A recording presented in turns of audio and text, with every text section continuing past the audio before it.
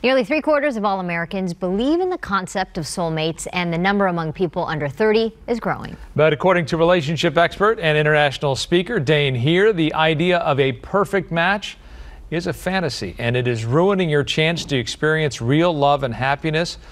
Good morning, Dain. And Good morning, Dain. I mean, a lot of people think this is the perfect match, my soulmate, this is what they're looking for. What's wrong with that? Exactly. Well, the only thing is Prince Charming doesn't exist, and Cinderella, I haven't seen her in years. So, and I have searched, I have never found the glass slipper, and that's the difficulty is it sets us up with a lot of expectations that real people can't fulfill, unfortunately. Yeah. But then there's the other side. A lot of experts come in and say, don't settle. Yes. There is that also, but you have to get clear on what you desire. The difficulty is when somebody puts out this perfect box, this bright, shiny object that you should have in your life, and if you don't have that perfect, bright, shiny object, then you go into judgment of you, and then you go, well, I can't do a relationship. Well, if you got clear on what you desired, you could probably create a great relationship. It's just nobody's looking for what they truly desire that would work for them. I think people are looking past it. It's the FOMO, fear of missing out. Like, I like you, but let me see what else. That is really an epidemic. Do you find that a lot? Absolutely, and especially with the predominance of social media, where people post the perfection of their relationships online, and you compare to that, or reality TV, although that's its own story, but you know what I mean? And so we have all these ideas out there, these ideals that just you can't really live up to. So Dain, another tip that I think is helpful for people to remember is that you find a fixer-upper. Not a house, could be a man, but you find usually someone. Is a man, yes. Usually is a man, and you're like, you know what? I'm gonna fix these things.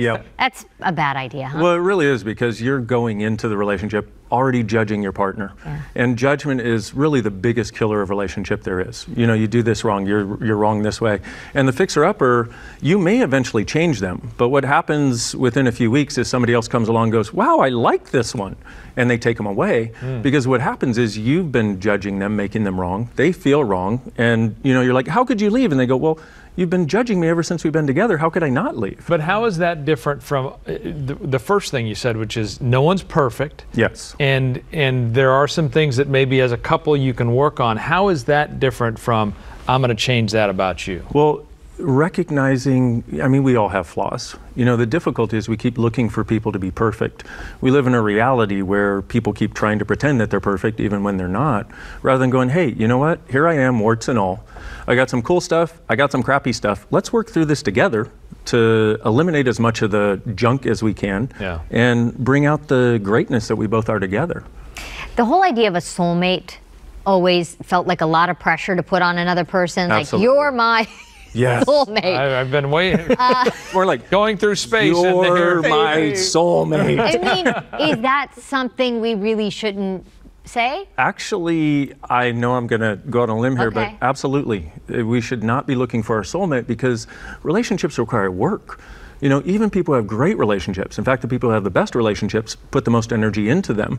And expecting that we're going to find this perfect person who knows what I'm thinking all the time, who knows exactly what to do for me in all areas, is insane. We need to actually have communication with our partner rather than try to look for somebody who's perfect, and recognize that a lot of times it's their little foibles and faux pas that we could actually learn to love and adore even more. I'm going to say one thing. I think I've learned something here. Basically, we're looking for somebody that's all right. Are they?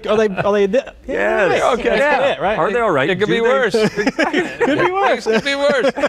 This one sort of struck me, though. You say, till death do us part, does not exist. Well, if you're looking for that, in other words, what I'm saying with that is people meet somebody and then they expect to be together for the next 50 years or until they die. What's wrong with that? There's nothing wrong with that if it actually works for both of them.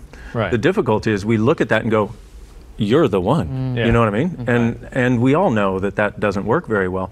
So it's more about getting realistic and going, hey, you know what? You have 10 seconds to live the rest of your life and the rest of your relationship.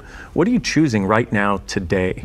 And how can you create the relationship as greater today? Because if it's valuable enough for you to have it, it should be valuable enough for you to work on it to make it greater. So do you want to lease or buy? That's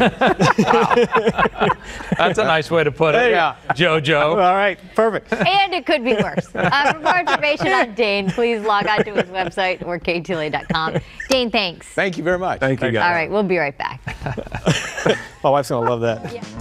She lives on Love Street, lingers long.